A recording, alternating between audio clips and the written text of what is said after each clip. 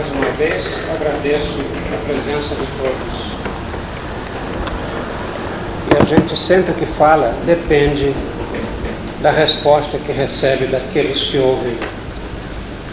Então, vamos estabelecer um vínculo de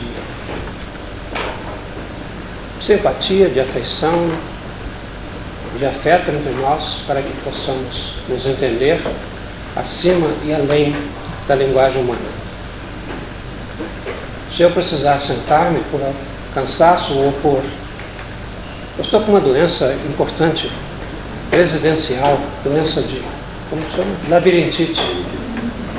De sarneia, de Jânio Quadros, de modo que é possível que eu tenha que me sentar, embora não seja candidato à presidência.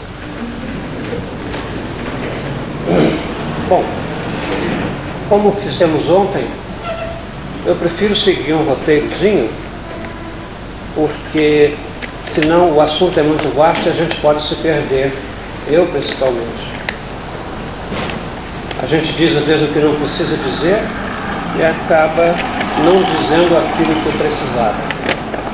Estão ouvindo bem?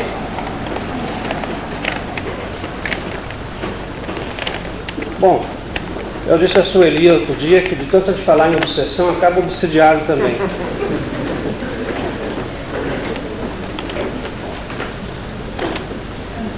Eu não sei bem por que eu fui parar nesse trabalho, talvez os companheiros espirituais o saibam.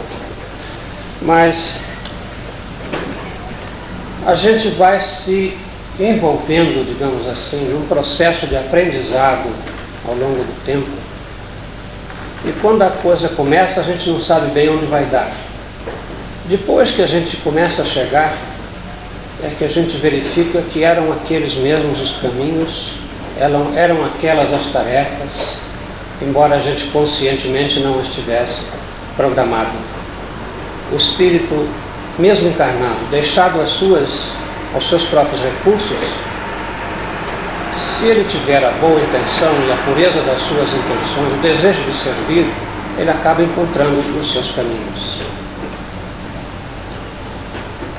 E já eu escrevia sobre o Espiritismo há alguns anos, que comecei a escrever em 1956, e mais efetivamente a partir de 58, quando um companheiro de ideal espírita, que me dera uma orientação quando eu comecei a me interessar pelo problema,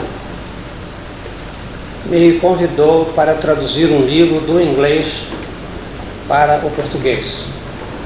Este livro se chamava God Bless the Devil, ou seja, Deus abençoe o demônio. Foi escrito por um porto-riquenho radicado no Brasil e falava da necessidade da psiquiatria, da psicologia, mas especialmente da psiquiatria, por tomar conhecimento de aspectos que a doutrina espírita tem a oferecer, como a reencarnação, a obsessão, a comunicabilidade dos espíritos. A proposta desse amigo meu era que nós traduzíssemos alternadamente um capítulo eu e outro capítulo ele. Acabei traduzindo o livro todo, saiu pela Freitas Bastos, e por aí começou a desenrolar-se uma programação. Em seguida, este amigo, ele era um coronel do Exército, engenheiro militar, um homem de uma grande cultura, falava um belíssimo francês. Ele me convidou para umas reuniões mediúnicas em casa de uma senhora, que em tempos outros fora positivista. Estava viúva, e o positivismo não teve as respostas que ela precisava quando perdeu um marido muito querido. E nós começamos a fazer em casa dela uma sessão muito modestinha, aquela do copinho, não sei se vocês conhecem, né? Que era uma coisa modesta, familiar, né? Muito singela, mas que me causou um grande impacto, porque eu sentia muita autenticidade nas comunicações. Dali eu passei apenas a assistir, tomar nota das letras e das palavras que iam sendo formadas, recebemos até mensagens muito interessantes naquele grupinho. Era um grupo mais de consolação do que de estudo, ou de pesquisa, ou de mediunidade.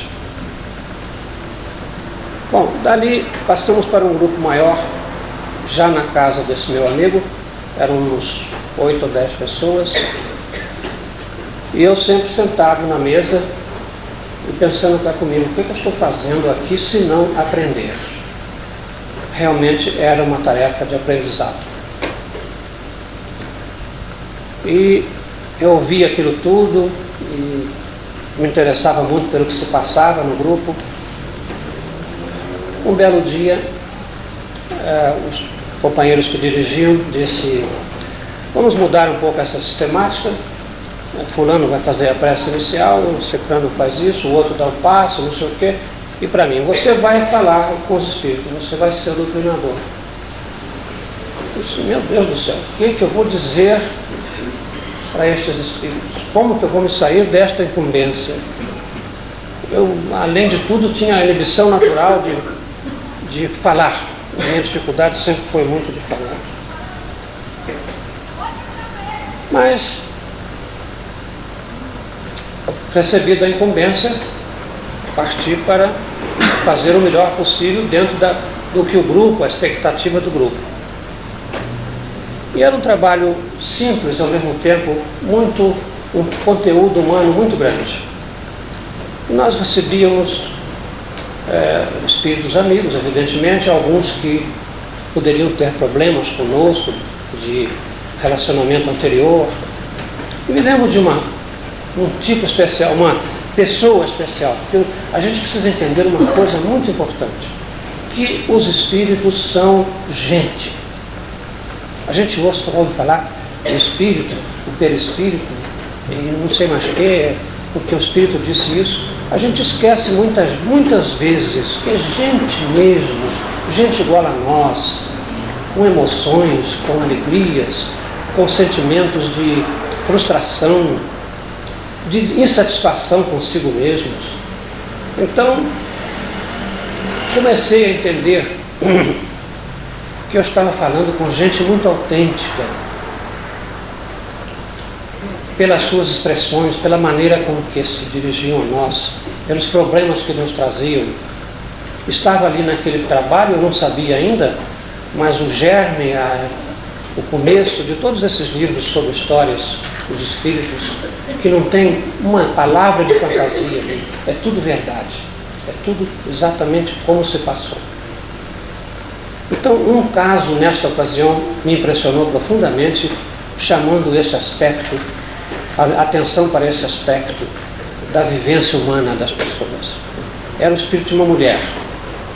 Ela fora, na França do século passado, uma condessa, uma mulher muito culta, muito inteligente, escritora, e havia entre ela e um dos componentes do nosso grupo, que inclusive funcionava também como médium, um problema emocional de relacionamento muito difícil no passado. Ela estava muito magoada com ele, porque deixara toda o seu status, o marido, os filhos, o título, que naquela época era muito importante, ser um conde, uma condessa, um duque, né? Muitos de nós aí andamos por lá por esses títulos, né? Muito rei aí desencarnado e rainha, né? Então, a mágoa era muito grande, e a gente trabalhou com ela durante muitos anos, a gente sofria ali com ela, e ela continuou se queixando, batalhando naquele ponto, não cedia, não nos ajudava, não tinha uma abertura onde a gente conseguisse entrar no coração dela.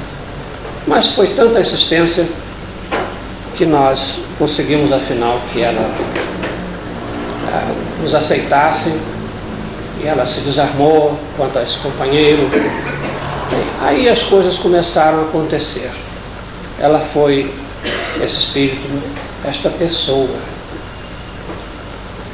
voltou, ela foi programada para renascer, como neta daquele companheiro nosso, para mudar o relacionamento do amor paixão, para o amor puro.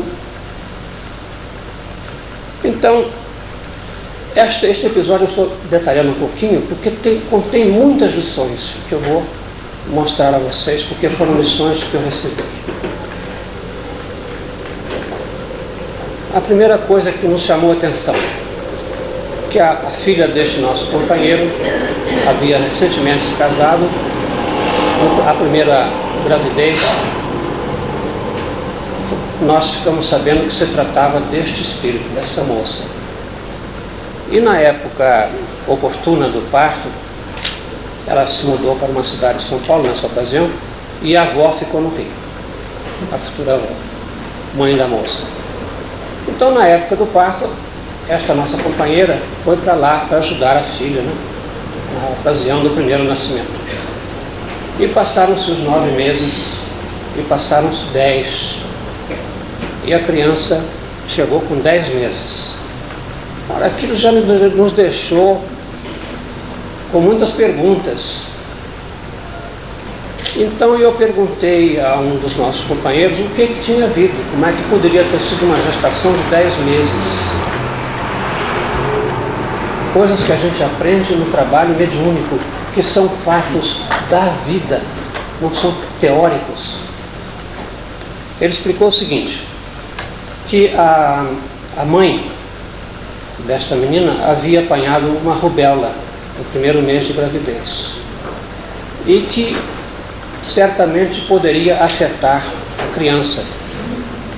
E este espírito desta criança não tinha comprometimentos com deformações físicas, como a lei protege, como a lei é justa, como ela é correta naquilo que prepara para nós, como da maneira que nos encaminha. Então, houve o que se diria um aborto natural, e ela no mês seguinte engravidou-se, tanto que ela não percebeu que havia perdido um ciclo. E a mãe, tanto é que a mãe foi para lá na época certa. E a criança então não nasceu com 10 meses, nasceu com 9. Apenas, talvez não, certamente, numa outra fecundação. Então aconteceu uma coisa muito curiosa. Quando a mãe da menina veio ao Rio, a criança estava com alguns meses. E eu tive com esta moça, esse espírito, verdadeiras batalhas verbais, porque é uma mulher muito inteligente, com muita argumentação, com muita espiritualidade, com muita presença. Então, eu fui visitar a mãe, né, e a avó e tudo, e a mãe me chamou, vem cá, vem ver a menina. Ela estava dormindo no berço. Isso até é um pouco da história que eu vou contar amanhã, mas vamos antecipar um pouco. Eu disse, não acende a luz porque ela vai acordar. Assim, não acorda não. Realmente ela continuou adormecida. Quando eu cheguei ao lado do berço, ela despertou, abriu os olhinhos, olhou para mim, deu aquele sorriso e voltou a dormir. Porque eu estou por aqui, viu? Olha que coisa. Então você vê reencarnado numa criança aquele vínculo de amor, né? De reconhecimento, de gratidão. Aquilo me deixou desarmado. Eu fiquei perplexo com a reação da criança. Talvez por aí eu tenha começado a estudar esse mecanismo da criança, o que é realmente a criança, que nós vamos falar sobre isso amanhã. Mas esse grupo nos trouxe muitas outras experiências interessantes. Exatamente porque era pequenininho, porque nós todos nos estimávamos, todos nos respeitávamos. Não tinha compromissos com procedimentos, com atas, com grupos, assim, com público, não é? Tudo trabalho muito respeitável. Mas eu não estava entendendo, e só fui entender isso muito mais tarde, que era uma tarefa de preparação. Então havia fenômenos de xenoglossia. A gente manifestavam-se às vezes manifestavam-se espíritos que falavam línguas que eu nem conhecia. Uma vez foi um húngaro, tivemos a maior dificuldade. Então cada coisa daquela parece que era um assunto didático para ensinar alguma coisa para a gente. Este húngaro, eu sabia que pelo som, pelo pouco conhecimento que a gente tem de língua, que a língua era húngara, aquelas consoantes fortes. Ninguém fala húngaro aí? Ninguém? Então, eu disse que não estava entendendo. Ele me entendia, mas não estava entendendo o que ele dizia através do médium. Eu disse, olha, infelizmente não temos como continuar, porque eu não entendo o que você fala. Houve então uma pequena parada na comunicação, o nosso médium mudou um pouco a postura, eu percebi que um outro espírito tinha entrado no circuito, e ele então começou a falar português. Só depois é que nós perguntamos o que realmente tinha acontecido. Ele disse o seguinte, que o espírito estava tão fixado naquela linguagem que foi a língua dele na última existência, que ele, em vez de se comunicar pelo sistema, como se diz, circulação de pensamento do médium, ele falava diretamente no sistema de expressão, de onde veio o fenômeno de xenoglossia, ou seja, o espírito fala num outro nível, não no nível habitual do médium. Por isso, então, nós nos entendíamos. E ele, então, se colocou entre o médium e o espírito para que o pensamento daquele espírito filtrasse através dele para o médium, do médium para mim. Então ele passou a ser como que um médium de um espírito. Fenômenos que a gente vai colecionando, vai entendendo, às vezes nem entende muito bem, porque quanto mais a gente aprende, mais a gente sabe que precisa aprender, né? E havia um exorcista que aparecia para rezar um ritual todo de latim, abria um livro que a gente não via em cima da mesa, nos abençoava, porque nós estávamos com parte com demônios, estávamos trabalhando com coisas proibidas pela Bíblia, né? Aquelas histórias. Havia um que me conheceram na Alemanha no século XV, este foi um caso muito interessante, de um espírito que se perdera no tempo. Então ele disse para mim assim, me chamava por um nome alemão e dizia, você se perdeu de mim? Onde é que você se meteu esse tempo todo? Eu disse, mas por quê? Desde quando você está me procurando? Desde fevereiro? Não, desde agosto. Aí eu disse, mas agosto de que ano? Ele disse, deste ano que nós estamos. É uma pergunta cretina perguntar, né? Hoje, por exemplo, 27 de agosto. Bom, deste ano que nós estamos, eu falei, mas qual é o ano que nós estamos? Ele disse 1497, naturalmente.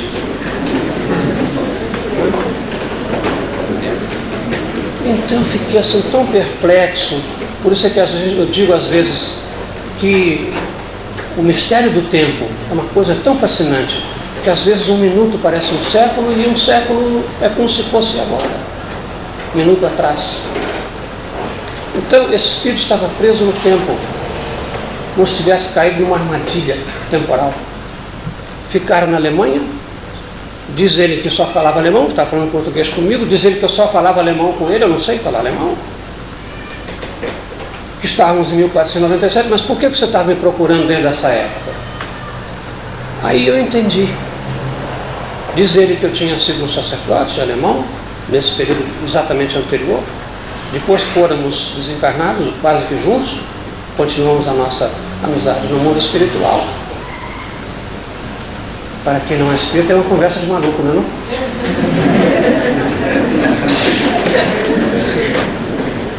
Ele me chamava de Ludwig. Então eu me lembrei. Eu sabia de uma encarnação minha na Alemanha, no século XV, 1497, precisamente. Fevereiro. E ele me perdeu de vista quando eu vim para reencarnar e ficou lá no tempo, parado.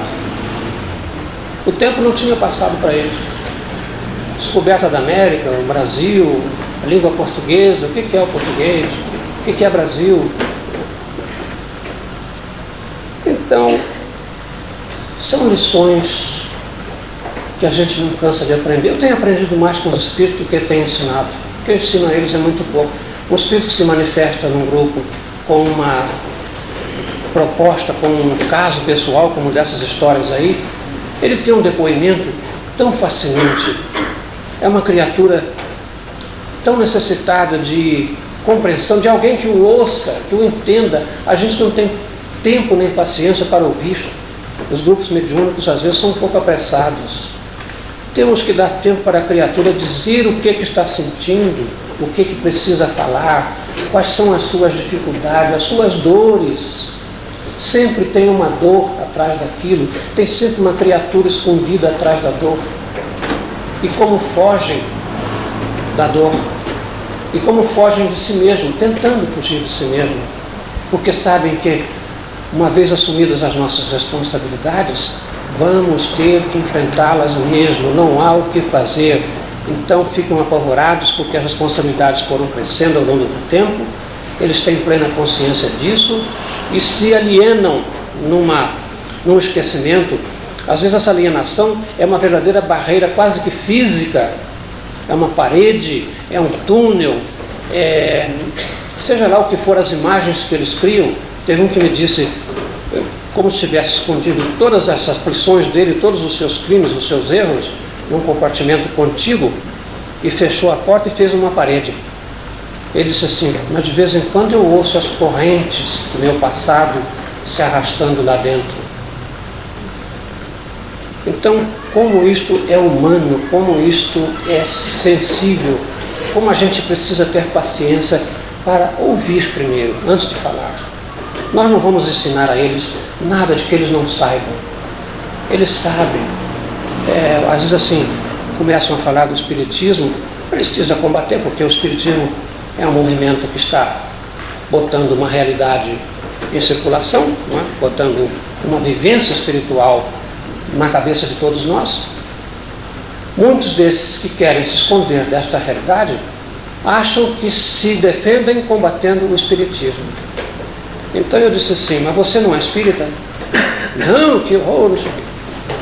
Mas escuta, você não está falando através de um médium espírita, de uma sessão espírita? Você não morreu e não está aqui conversando comigo? Você não está falando das suas encarnações anteriores e das minhas? O que é então o Espiritismo? O que está errado? Me diga onde é que está errado nisso tudo. É o sentimento de culpa que vocês colocam na cabeça da gente, mas nós colocamos. Como? O sentimento de culpa a gente cria cometendo o erro. Não é ninguém que bota na cabeça da gente.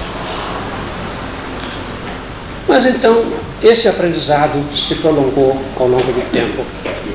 E há historinhas muito interessantes que nunca cheguei a contar. Havia um sacerdote que falava com forte sotaque francês, uma voz grossa, quase com um fenômeno de materialização uma espécie de uma garganta ectoplásmica que o médium sentia, né, que se processava nele antes de manifestar-se. Um espírito generoso, amigo, competente naquilo que fazia, se incumbia de atender pessoas recém-desencarnadas para protegê-las, dar uma certa cobertura espiritual. E ele se identificou com o nome. Em 1977, quando eu andei pela Europa, entrei eu na Notre Dame, né? Ele tinha sido arcebispo lá, no século XIX. Qual não foi o impacto da minha surpresa? Uma sala com uma máscara mortuária do homem, documentos dele, um copinho dele, tomavam aquele vinho dele francês, né? A gente conheceu o espírito, depois ver a concretização da vida dele ali, porque nós somos ainda muito dos sentidos, a gente quer ver, quer pegar, não quer sentir. Então, este período de treinamento foi feito de muitas emoções, de muitas alegrias, de muita aprendizado, de muitas esperanças. E eu sou muito grato a esse pequeno grupo que me permitiu esse aprendizado. Depois o grupo se extinguiu, cada um foi para o seu lado. Havia um casal que o marido era diplomata, ele foi mandado para o Egito, não sei para onde, para a Inglaterra. Os outros se dispersaram e eu fiquei sem o grupo. Então, o que me competia fazer depois daquilo, eu entendi que era organizar um grupo do qual eu pudesse participar. E assim começou este, no qual estou há 15 anos, e do qual surgiram esses livros. Às vezes eu olho esses livros e tenho um pouco de remorso das árvores que nós derrubamos para escrever isso tudo. Mas as árvores crescem de novo. Então, uma das coisas que me ficou mais marcada no espírito, na memória, no coração, foi este conceito da qualidade humana dos espíritos, da faculdade de serem gente, de serem irmãos nossos em sofrimento, perplexos. O que a gente fica falando de espírito, corpo, perispírito, são conceitos mais ou menos abstratos. Quando você se coloca diante de um ser espiritual para falar, não é mais um conceito abstrato, é uma pessoa humana.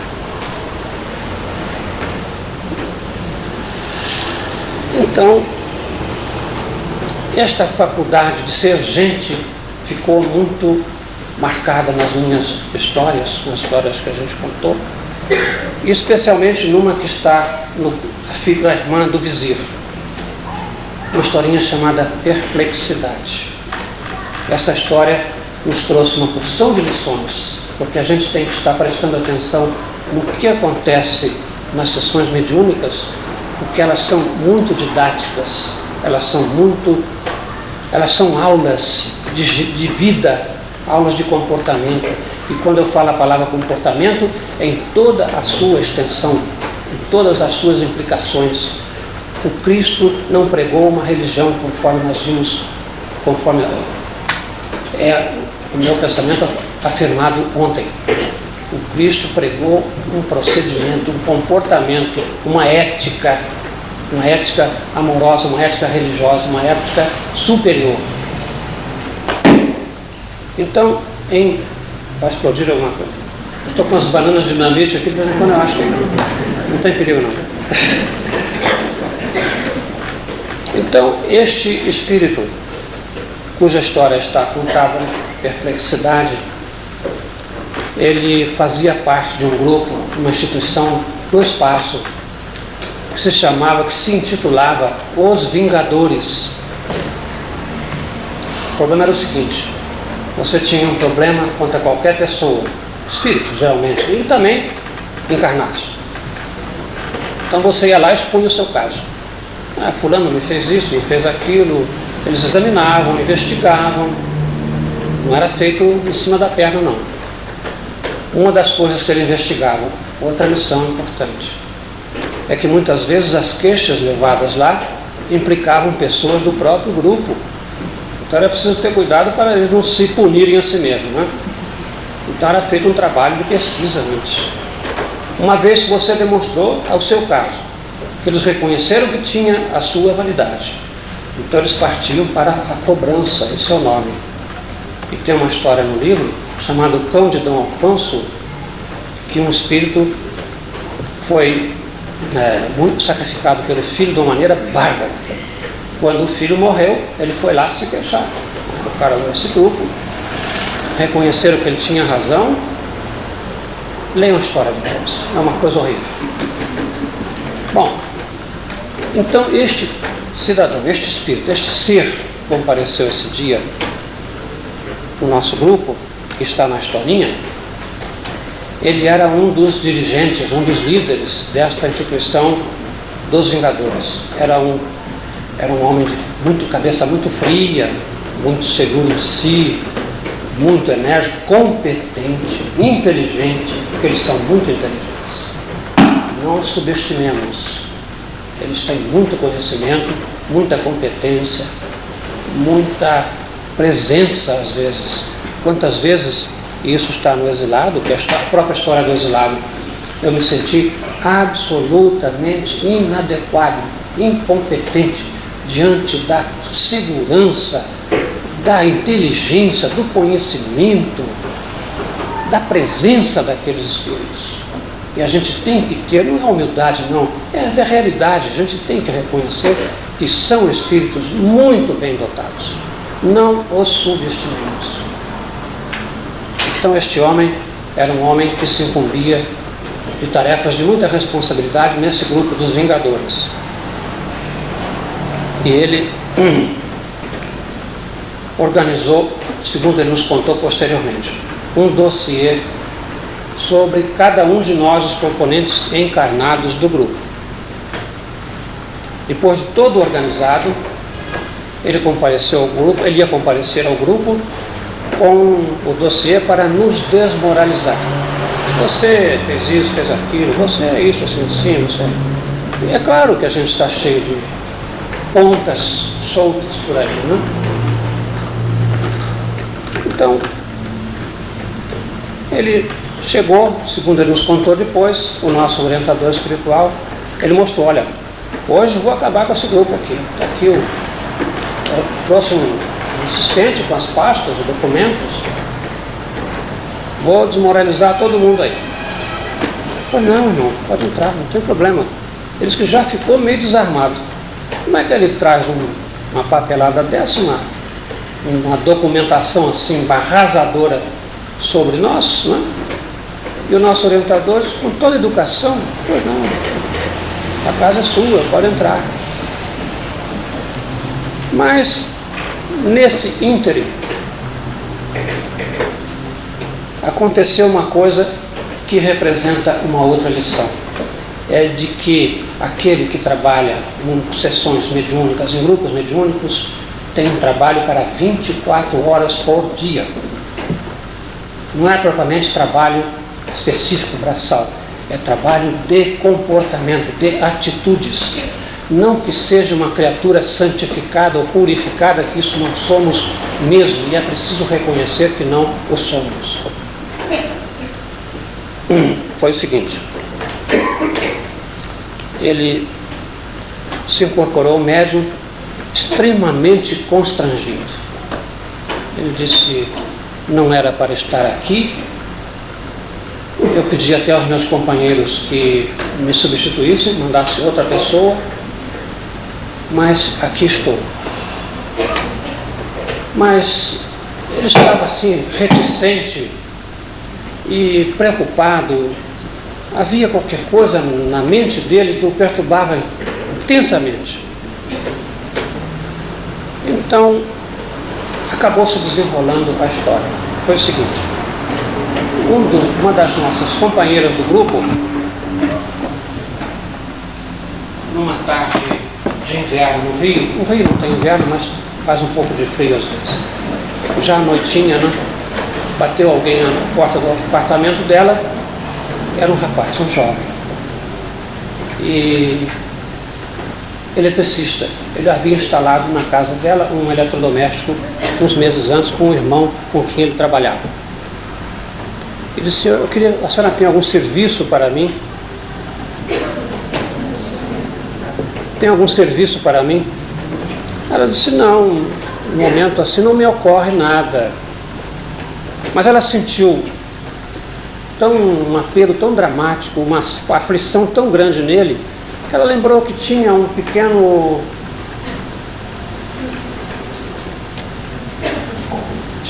problema lá, que não era de grande importância, mas que justificaria dar um serviço para o rapaz, que ela sentiu muita urgência no apelo dele. Tá bem, você faz isso para mim. Ele resolveu aquilo em poucos minutos. Os obsessores já chegaram ao microfone também.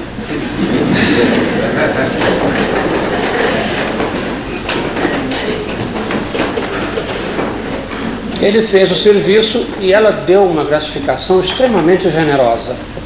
Ela ficou tocada com aquela sensação de aflição que percebeu nele. E ele, enquanto fazia o trabalho, mostrou uma receita de um médico. Ele estava precisando comprar um remédio para uma criança pequena, um filho. Perguntou a ela se ele ainda pegava o supermercado aberto. Quer dizer, aquele dinheiro foi uma tábua de salvação para uma situação extremamente aflitiva. Pois bem, este espírito que nos ia desmoralizar tinha sido o pai deste rapaz. Então ele não sabia nem o que dizer para nós. A emoção não o deixava falar. Ele disse, eu vim para destruir vocês. No entanto, aqui estou perplexo. Porque vocês atenderam a pessoa que eu mais amo. Olha, foi uma sessão memorável. Até hoje. Eu fico também perplexo. Então, ele não mostrou os seus dossiês e disse que estava preparando aquele trabalho para demolir o nosso grupo, quando sentiu um apelo, porque ele disse que as pessoas que se amam, não há separação, seja qual for a condição, seja onde for estejam. E ele não tinha condições de ajudar aquele filho. Não tinha dinheiro, não tinha recursos materiais, não tinha nem como pedir, porque ele se sentia um réprobo, um infeliz, um espírito desarmonizado. Não se sentia com autoridade nem para uma prece. Quando ele viu que nós, a quem estavam combatendo com tanta veemência, socorremos uma criatura dele, um impulso generoso, certo, mas não foi tanta coisa assim, foi dar um dinheirinho para ele comprar alguma coisa. Por favor, leiam a história, porque é uma coisa dramática. Este homem abandonou a tarefa, desarmou todo aquele grupo, aquela estrutura que lá havia, porque ele era considerado a pessoa intocável, irremovível, insensível. Quanta sensibilidade havia atrás daquela insensibilidade aparente. Quanta dor naquela criatura interessada em se esconder atrás de uma atitude de desarmonia e que o amor desarmou. Tem um livro aí?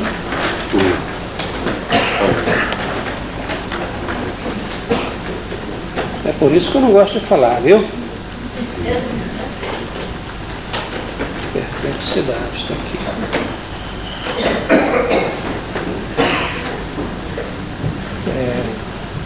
Meus amigos, disse ele, isso em pranto, hein?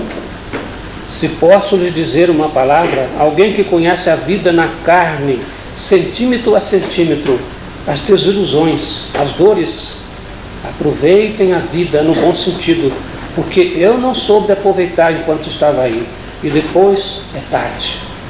Eu disse, não é tarde, você pode recomeçar.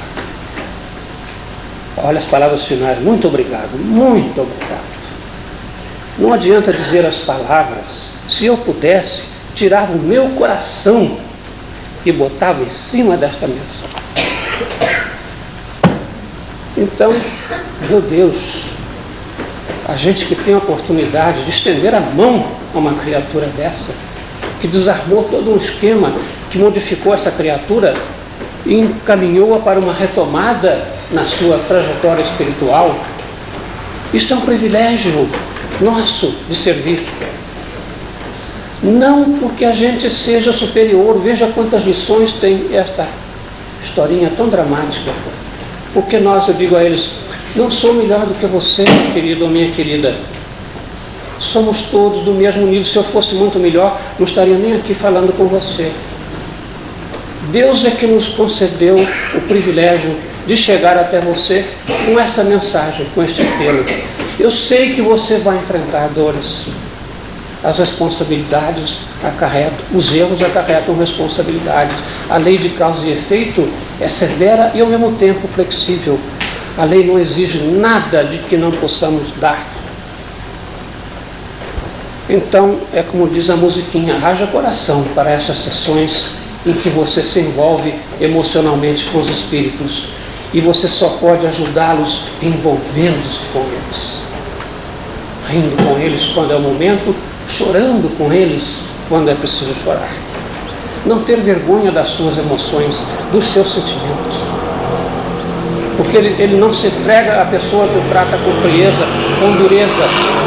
Toda aquela valentia, aquela empáfia, aquela veemência é para te testar, saber se você também tem coração, se ele pode se entregar, se ele pode se confiar em você. Então, é um trabalho que me emociona, que me instrui, que me mostra quanto de gente nós somos e quanto de gente são estas criaturas que nos aparecem nos grupos, quanto trabalho a fazer através dessa tarefa mediúnica, mas tem que ser feita com amor, com paciência, com empatia. Você tem que sentir e participar das emoções daquele espírito.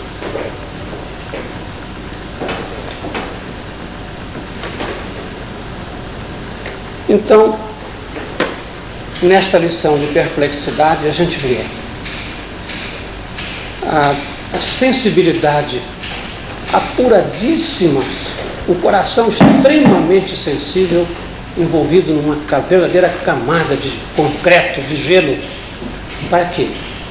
Para se defender, porque as pessoas muito sensíveis se machucam à toa. Você toca e dói. Então eles se revestem de armaduras que parecem agressivas, parecem agressivos, parecem estúpidos, veementes demais, grosseiros. Não é, tudo aquilo é dor, tudo aquilo é dor. Nós temos apenas que descobrir o caminho. Como é que vamos chegar ao coração dessa criatura? Por onde está o caminho?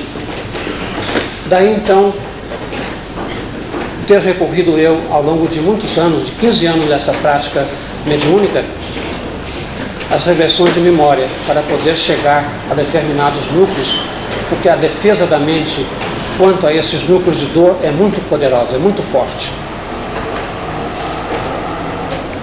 A gente acha que esquecendo liquidou o assunto. É como se desejássemos esquecer todo um passado e começar daqui para frente. Bom, daqui para frente eu vou ser bonzinho. Não pode. A gente pode ser bonzinho sim, mas tem que responder lá atrás do que ficou. Porque você não se prejudicou somente a si mesmo. Você criou todo um contexto de dores, de sofrimentos, de angústias, de aflições, mesmo que tenham te perdoado. Os nossos erros não são cometidos tão contra as pessoas, não. São contra as leis divinas. Nós quebramos uma harmonia, o fluxo da lei. Nos colocamos contra esse fluxo. Então é preciso ir lá reparar. As pessoas até já tenham nos perdoado. Às vezes estão até trabalhando por nós, sem a gente saber. E eu descobri também, nesta lição, que a gente então é vigiado 24 horas por dia. Os espíritos nos acompanham. Eles querem saber se aquilo que você diz para ele na sessão mediúnica é aquilo que você realmente é e pratica. Não que sejamos perfeitos, repito. Eles sabem que nós somos imperfeitos. E quando eles me ameaçam, eu disse, olha, você vai me desculpar, eu não tenho medo. É claro que você pode me causar grandes transtornos, mas você vai me prejudicar, vai tentar me prejudicar ou me fazer sofrer naquilo em que a lei, em que eu estou devedor perante a lei. Não em decorrência do trabalho em si. Seria injusto você estar fazendo um trabalho que é de assistência espiritual e moral e ser punido pelo seu desejo de servir. A lei não admite isso, mas admite sim que você sofra em decorrência dos seus erros. Então, é claro, você não pode obsidiar um espírito. O doutor Bezerra de Menezes, quando estava por aqui encarnado, que já tinha atingido um status que se punha a salvo dessas coisas. Mas como ser humano encarnado, ele tinha os seus compromissos, as suas dores, as suas dificuldades, problemas de família, problemas inclusive de relacionamento, de pobreza material. Era aquele homem que tirava o anel e dava para a pessoa comprar remédio. Então, nesses pontos em que a gente é humano, materializado, encarnado, é claro que eles podem nos atingir. Mas, é como disse um espírito uma vez para mim, você não pode colher rosas sem se ferir uma vez ou outra nos espinhos. Não é por isso que você vai deixar de colher rosas. Mas aí, a gente percebe essa vigilância, que até é bom para nós, porque a gente sabe, os companheiros espirituais estão observando Eles estão vendo que eu não sou perfeito, mas também outra lição para eles. Estão vendo que, a despeito das minhas imperfeições, das dificuldades que eu enfrento na vida, dos problemas humanos que a vida me acarreta, eu estou tentando caminhar. Portanto, que será possível também para eles, porque o grande medo, o grande problema, a grande angústia é enfrentar as incertezas da encarnação. E isto, amanhã nós vamos falar sobre isso. A doutora Helen Van Bach descobriu também, nas sessões de regressão, que pessoas adultas são regredidas ao momento do nascimento. E conta uma história do nascimento. E são unânimes em declarar: morrer não é problema. O problema é nascer. Morrer, você concluiu uma tarefa, você vai para o mundo espiritual, não pode mais modificar o quadro que você traçou da sua vida, você vai ter um prosseguimento daquilo, receber os méritos daquilo que você conquistou e responder pelos seus equívocos. É uma tarefa concluída, embora setorial. Nascer é uma incógnita. Você nasce com as melhores intenções, traz programas para realizar, abandona-os, muda, altera, modifica, faz coisas inteiramente diferentes, revolta-se, angustia-se. Então, a vida na carne é infinitamente mais complexa do que a vida espiritual. Então, ficam multidões de espíritos no mundo espiritual tentando adiar o compromisso da encarnação. Porque a encarnação você vem para um mundo em, primeira coisa, cai um véu do esquecimento sobre tudo aquilo que você foi. Tem as suas vantagens, é claro, você esquece também os seus equívocos, os seus erros, as suas angústias. Mas se atrapalha com as suas tarefas a realizar. Então esses espíritos nos lembram que a reencarnação precisa ser aproveitada. Este espírito nos trouxe essa lição. Nos vigiava, levantou todos os nossos, sobre encarnações anteriores inclusive, né? Todas as nossas fraquezas, porque ele achou que chegando ao grupo desmoralizando-nos, ele conseguiria o intento dele de acabar com a sessão mediúnica. Mas então, houve uma época nessa altura dos acontecimentos, nosso trabalho já bem adiantado, que eu descobri uma outra coisa, que a princípio eu fiquei até um tanto preocupado. Que existem dois tipos de desarmonia espiritual que nós chamamos de obsessão. A obsessão individual, aquela que se dirige para as pessoas. São as vinganças, são as perseguições, são as, como se diz, muitas vezes é vingança mesmo. O espírito